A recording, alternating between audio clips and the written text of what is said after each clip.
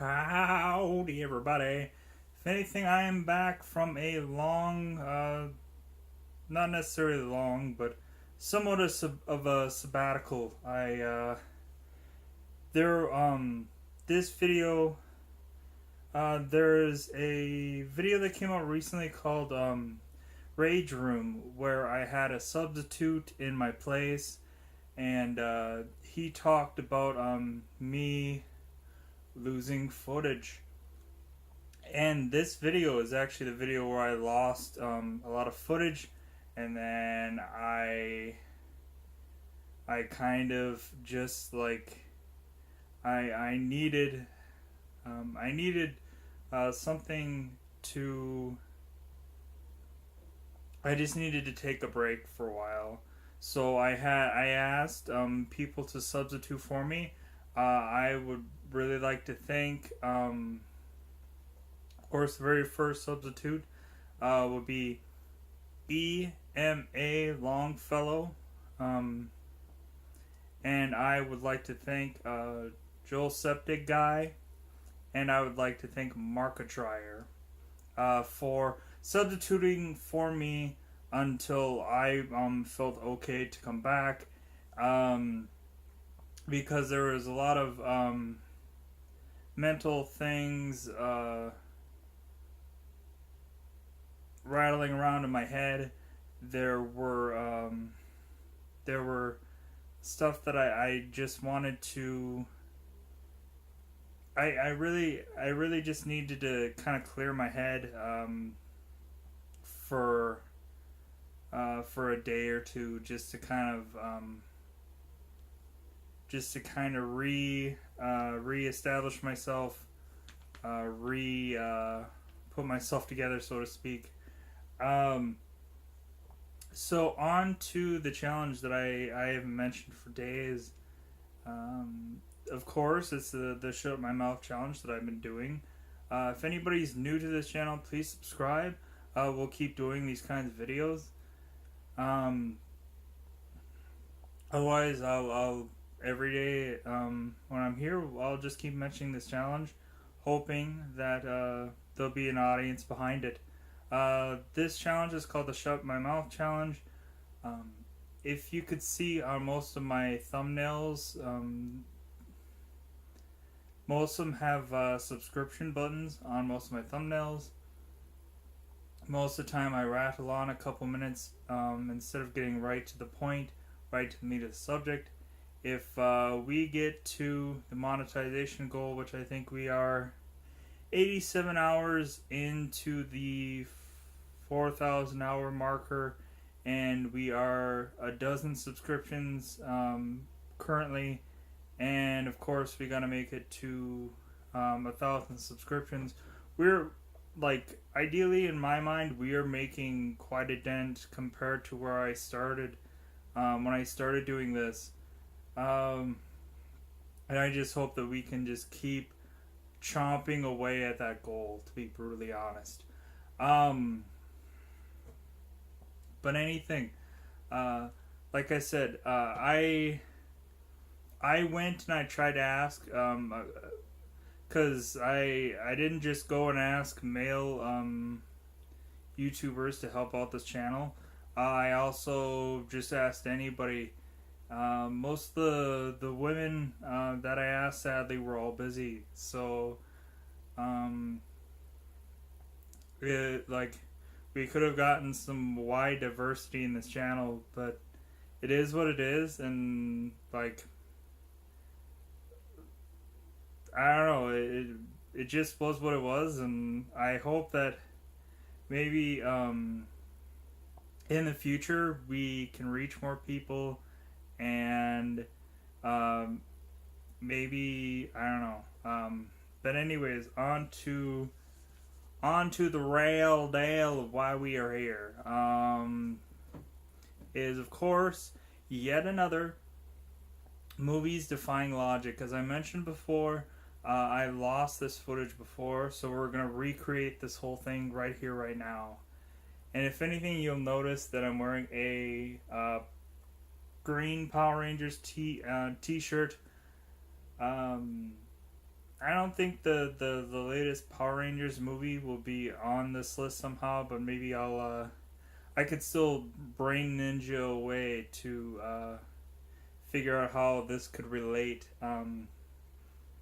Or I might even go into, at this point, doing movies and TV shows on here, so that way, like, I eventually, I'm assuming, will run out of content anyways, because there's only so many things that could bug and nag somebody about movies. But anyways, finally onto the meat of the subject. It only took almost 6 minutes this time, guys. Aren't you proud of me? Going on to the subject. The very first thing is, of course, people who try way too hard. People who, when they get their grades and they get a B, they're just like, well, it's not an A plus, and then they cry into their like, here's a perfect example would be like the kid from Breakfast Club, that he was trying so hard to get light come on in an elephant lamp, and the light didn't come on. He ended up getting I think it was a B, and he was like, that's the first B I've ever gotten in my life. Ooh. And so he brings a flare gun into school, and it accidentally goes off into his locker, but he ends up getting detention for that.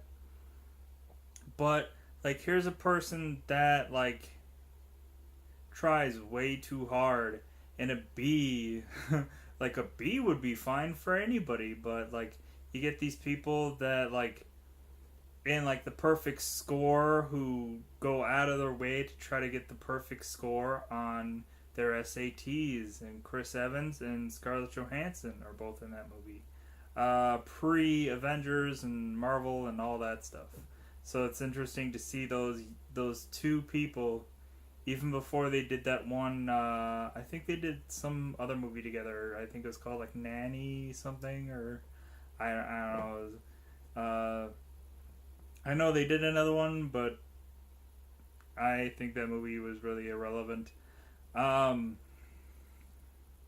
anyways, like, also, like, the people that have these amazing resumes on these, like, detective movies, but then they end up, like, they have this, like, oh, I was a SEAL and this and that, and I went from MIT, and I could have been an astronaut, but instead I'm this beat cop, and it's like, come on, like, why do you have this big, huge resume, and then you go for the job that makes you, like, the least amount of money? It doesn't make sense. Like, I can understand if, like, the perfect example would be, like, from the movie Mr. Brooks, the Kevin Costner movie. Demi Moore in that movie is a detective, and the funny thing is about this detective is that she's, like, a millionaire. She has a ton of money. And Kevin Costner, at the end of the film, calls her, because he needs to know. So he calls her and asks her, he's like, why are you a detective? You don't need to be. And she goes on the story about her father wanting a son for a child. So if anything, she had to, like, she wanted to earn his respect. So she thought doing this would be the way to do that. And he's like, oh, okay, I understand finally. So I think we should just move on to another one, because I think I gave plenty enough examples. Okay, we can easily go on to this one, because this one might make sense for my shirt, maybe. There are no real place for emo characters. You're never gonna see, like, an emo character as, like, an action star unless you count Mighty Mosh and Emo Rangers. Connection there. Because Mighty Mosh and Emo Rangers is a parody from Power Rangers. Funny enough. If you haven't heard of that yet, I would highly suggest going and watching these videos. They are so funny, and it's interesting to see a parody of Power Rangers that is actually excuse me, is actually so cool and interesting, just because of course like something like an emo person doesn't get used very often in film and TV, because most of the time whenever somebody goes to ask somebody about like something supernatural or the dark arts or something that's a monster movie, oh, we should go to the emo kid because he'll probably know that answer. And it's like, dude, it's like, how about this is just an emo person that just like is just there, is just a part of the film, and it's not like because they know something about witchcraft or supernatural or something magical and being, and you like stereotypically have to go to this person. And most of the time, like the emo person is usually a villain and not like a hero. So like like I said, there's no place for an emo person on as even a main character, or most of the time it could be like a supporting character. Like I think in Extreme Ghostbusters, they had a girl who was funny enough had the same last name that I do, but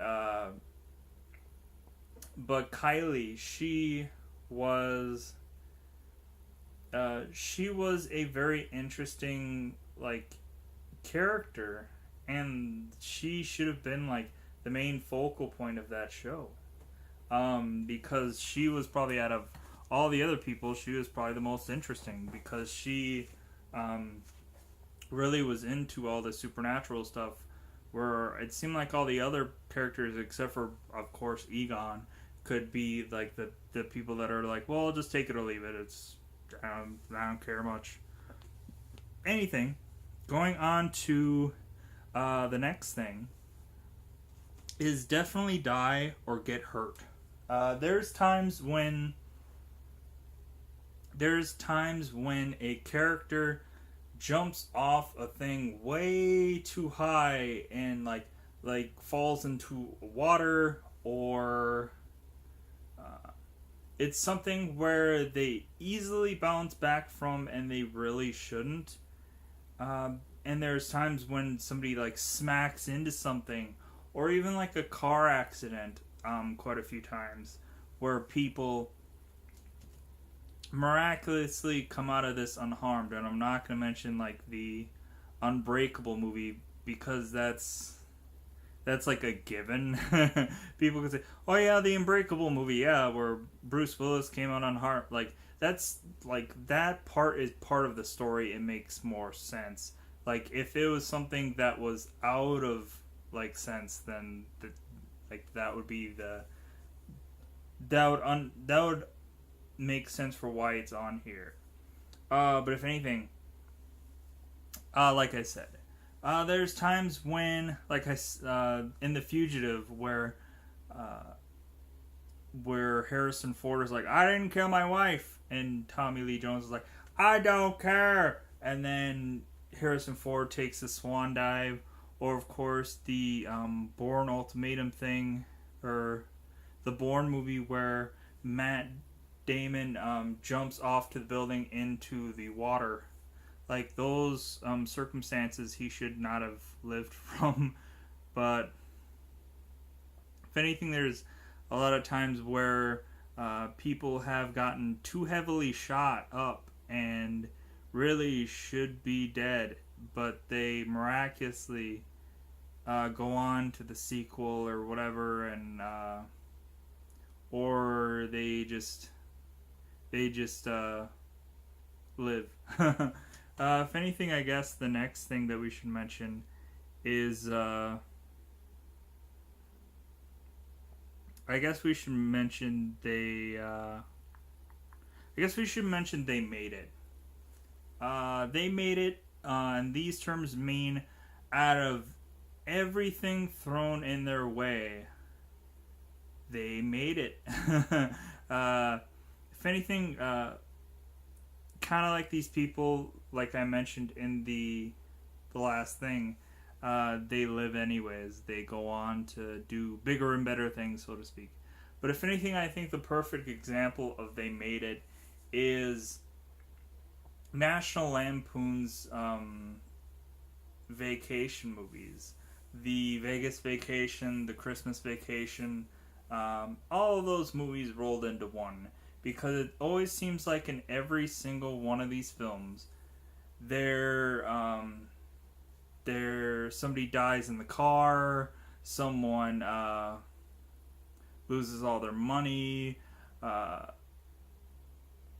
they lose parts of their car, they lose a dog, they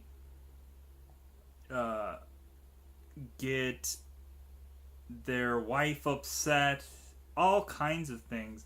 I remember in National Lampoon's Christmas Vacation where at the very end of the film, like, a guy ends up getting kidnapped, and the guy who gets kidnapped is like, "Oh, I won't press any charges.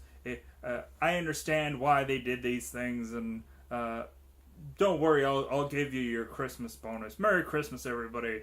I won't put any charges. It's all good. I understand everything. Merry Christmas, happy ending to you." And it's just like, dude, like, this guy could have been a douche, and he could have just been like, jail for you, jail for you, jail for you.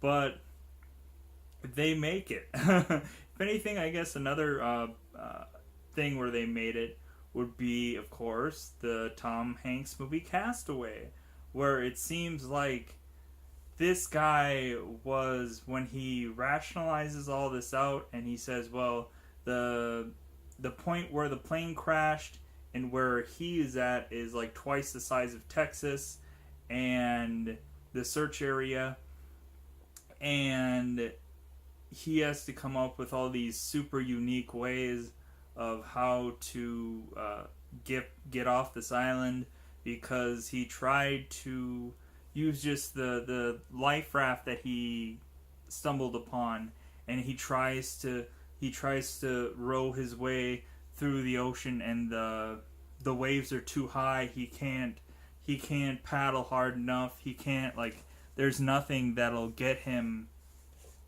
through the ocean, so he's just stuck on the island. But eventually the island gives him a sail, and so he starts to rationalize, like, okay, well, finally I can come up makeshift something to survive. And coincidentally enough, I don't think he had enough, like, real food supplies. I just don't think he had enough real stuff to, like, survive. I think at some point he knew that he was just gonna die, because he just, like, he chucked his oars into the water, and he just, like, laid against the thing, and he's like, I'm gonna die, it's gonna happen. And coincidentally enough, the boat comes through, and he's like, please help me, and they help him, and he makes it. I really enjoy the movie Castaway, simply because he does end up finding a partner on that island, and it's Wilson.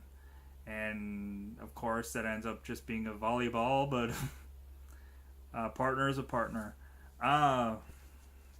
Anyways, moving on to yet another part of the list.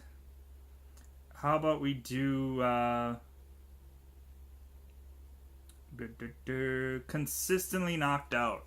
There's times in especially TV shows, but I think there might be some movie examples too.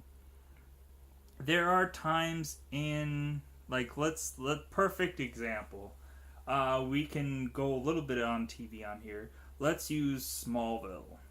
The Superman show Smallville, where eventually it seemingly seems like each one of these people eventually find out Clark Kent's secret. But they don't, like, the writers or whoever works on this show really doesn't want, like, they want this big reveal, but then they want to take it away from people.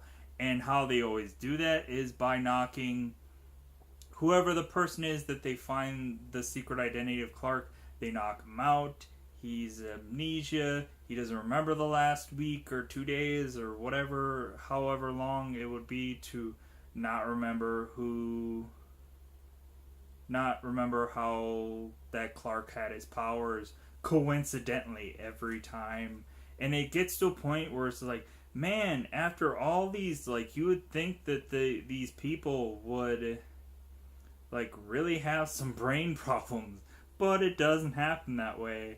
And it's just funny to see how, like Rocky, I guess, would be a really good movie example, where he does all these fights and all these guys are really big and powerful guys, and you would think that Rocky would just be like, his brain would just be like mush, like in the movie Southpaw, we have Jake Gyllenhaal, who is a boxer in this movie, and you can just tell a lot of times he's just like, oh, he's just like, after fights, he's just like jello. It seems like he's just like, he can't really move to even like take off his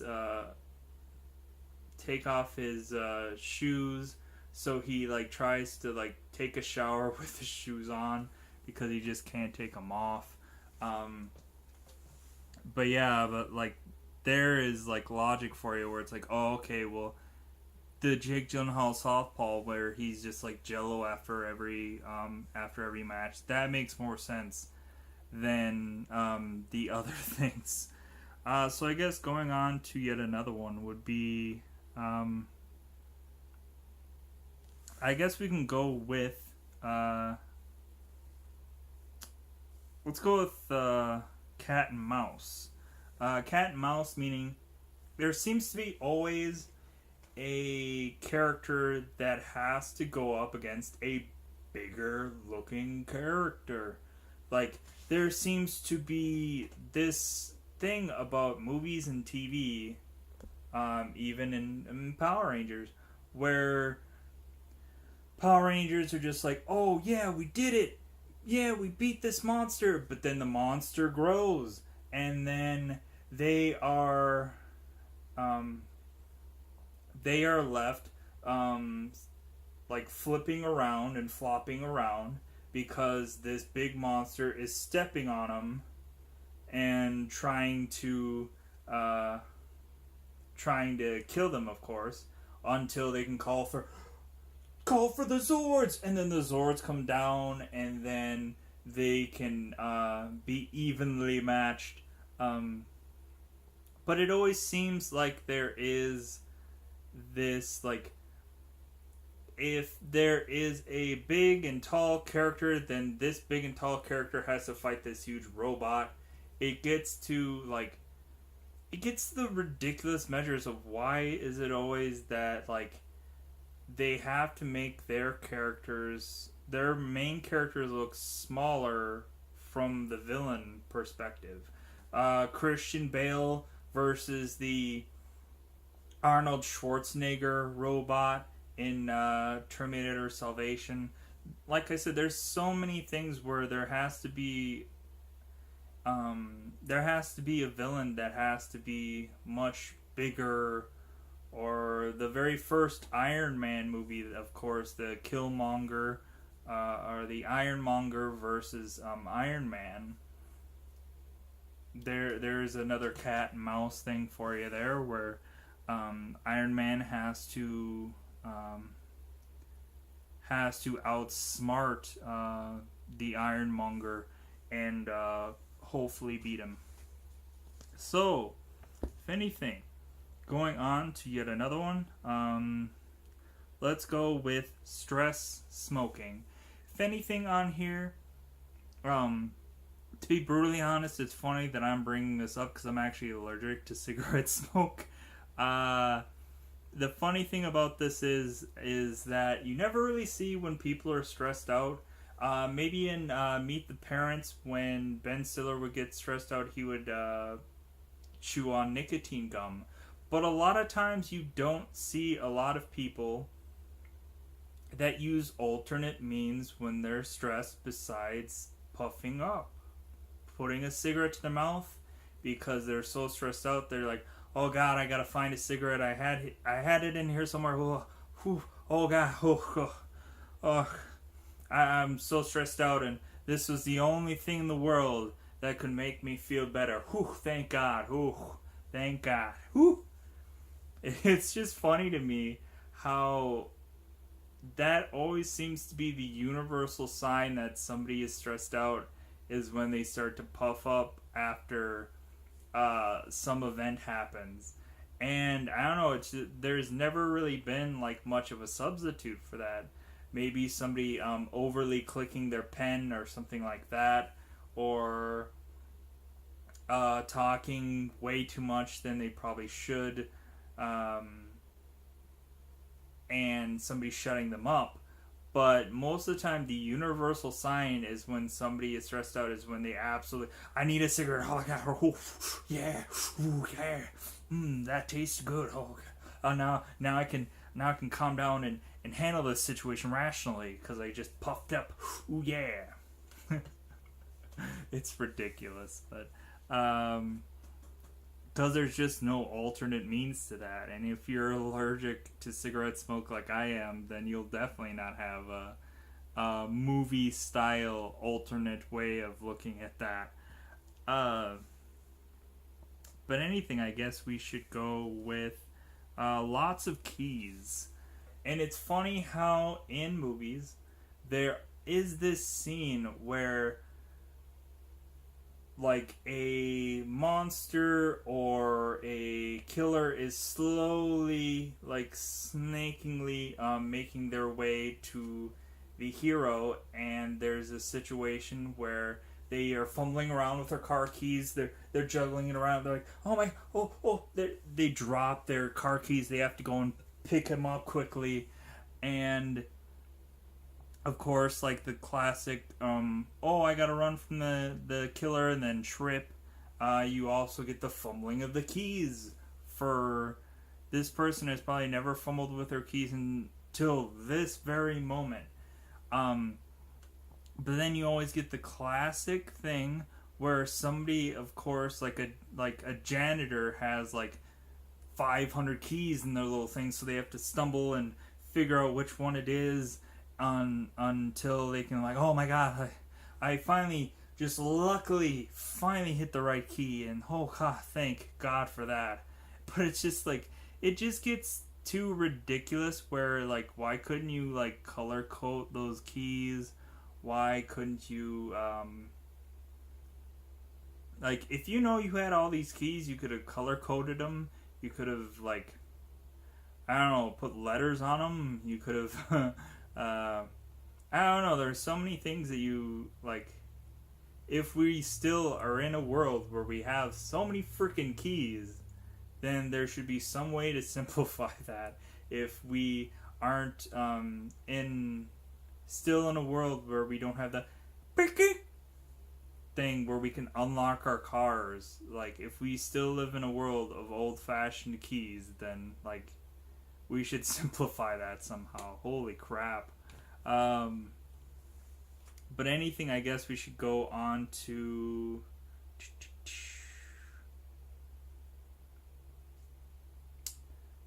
It's Not Your Time. It seems like there always is a classic part in a movie, like The Frighteners, or Deadpool 2, or, I don't know if that's spoiling it or not, because it is still in theaters. There's The Frighteners, Deadpool 2, there seems to be a lot of I think horror movies that kind of have that kind of trope.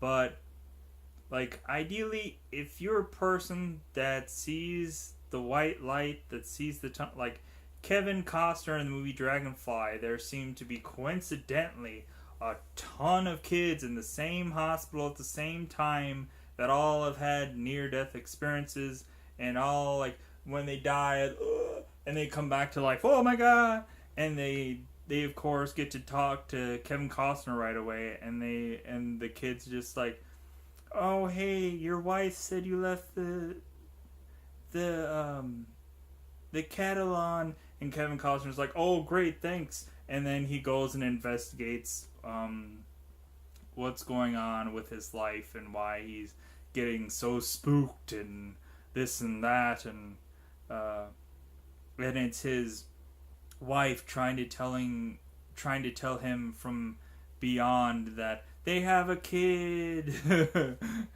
It's in some jungle somewhere. uh, but yeah, but there's so many times when if you see the white light, if you see God, why wouldn't you just go? But instead it's just like you get the, oh, it's not your time, you get pushed back and you're like, oh no, and you fall back, and then you're all of a sudden in your body again, and you're like, oh my god, even though I'm bleeding to death and I've been shot 84 times, I'm just gonna pop back up and I'll be fine, guys. Woo! Or you get like heavily injured, but you just tote that death line for sure. But anyways, I guess we can go on to because I think I gave a good enough examples of it's not your time. I think we can also go on with Sick, Dead, Anything, Return for a sequel. There's times in movies where I think the perfect example of this is Scary Movie 2, which is it doesn't really explain anything. It just goes like it's a sequel, and you're supposed to just be okay with that. Because if anything, the main character, or in the first movie, this one character in this sequel died, and so the main character is going to school and sees this character re-walk into school, and she's like, weren't you dead? And he's just like, yeah, but it's the sequel. And then the girl is just supposed to be like, oh, okay, and then she just walks off, like with no rational explanation of, yeah, he did die in the first movie, but I wanted to come back and make more money, and why not? So, like, if anything, I think Loki from the Marvel films, the Avengers, Thor's, everything, he has been killed numerous times, but he keeps coming back. Even when they say that, oh, there's no resurrections for him, I bet he's gonna come back. I can't think of that character being dead because of how many times that you go, oh, well, he'll be fine, he'll be whatever.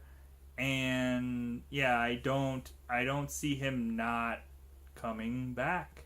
It just doesn't make sense anymore because how many 4 or 5 or 6 times that he's died, and he just comes back somehow anyways. So I can't believe that this person is really and truly dead. I just can't.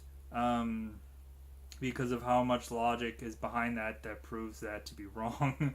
And I think Coulson is yet another one where, like, Agent Coulson from Marvel's Agents of S.H.I.E.L.D., of course, he was killed to bring the Avengers all together, but coincidentally he went to Tahiti, the magical place that he continues every time somebody asks him about Tahiti. He's like, it's a magical place, it's a magical place, it's a magical place. And he's like, why do I say that all the time? But then he finally figures out what happens in that magical place that made him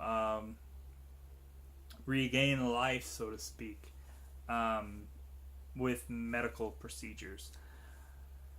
But anything, just because they needed a big character to be this Marvel Agents of S.H.I.E.L.D. guy, and of course Coulson fits the bill perfectly. Anyways, I guess we should try to, if anything, I don't know how much more time I have. maybe a little less than 10 minutes. So if anything, I might say good luck and goodbye here, but this isn't completely goodbye. I'm just going to keep talking until this video runs out. So that way, I can kind of rationalize how much time I'll have left.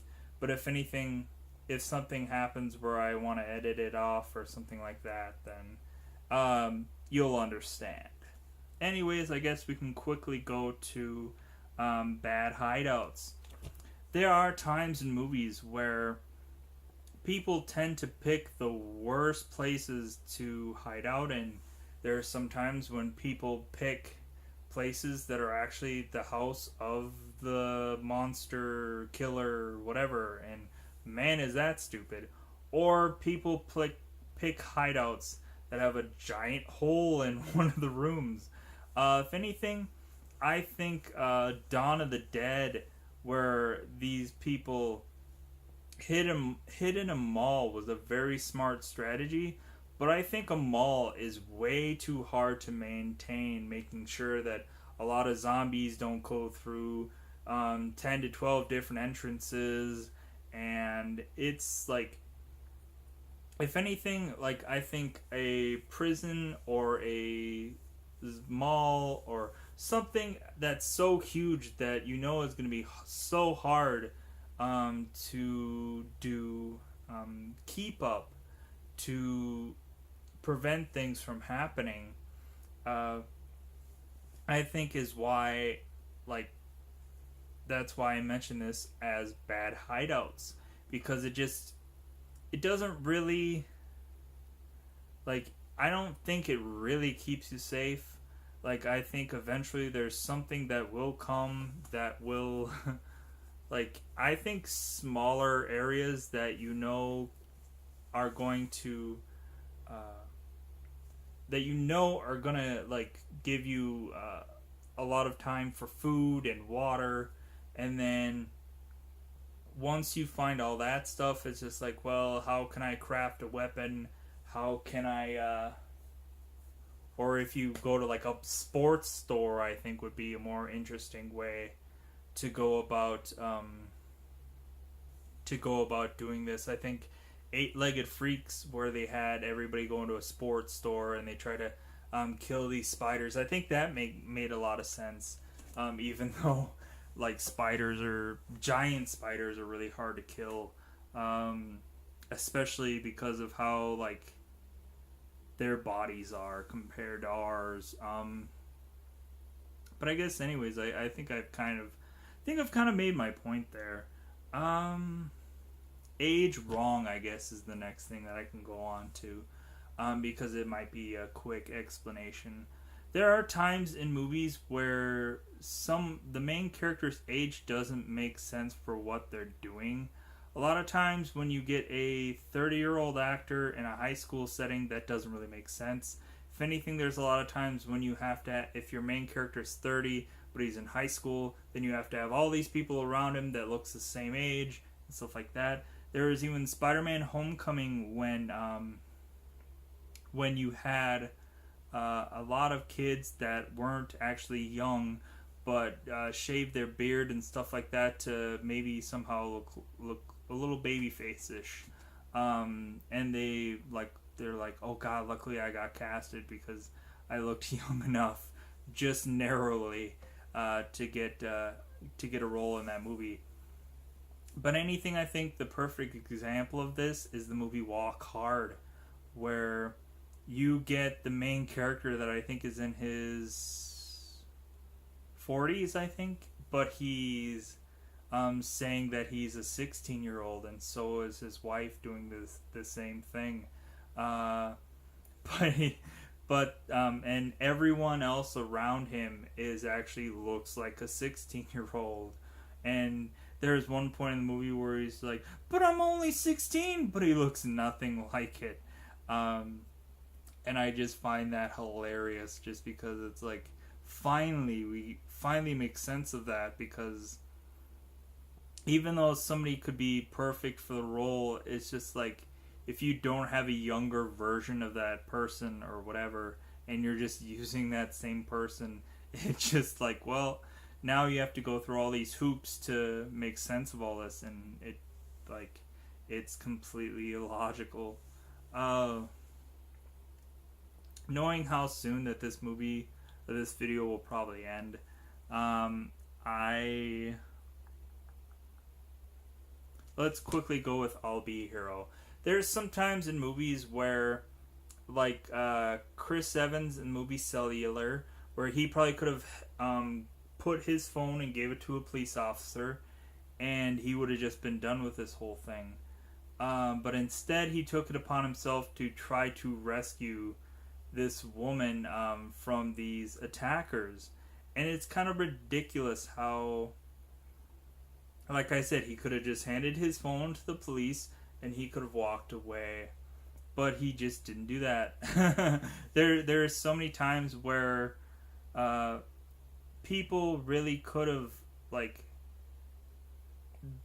but a lot of times it's just because people were just like, oh no, I don't understand what you're talking about, I don't believe you, whatever. And then they have to become a hero, because if they don't, then they'll probably die, or one of their friends will die, or so on and so forth. But it's just like, it's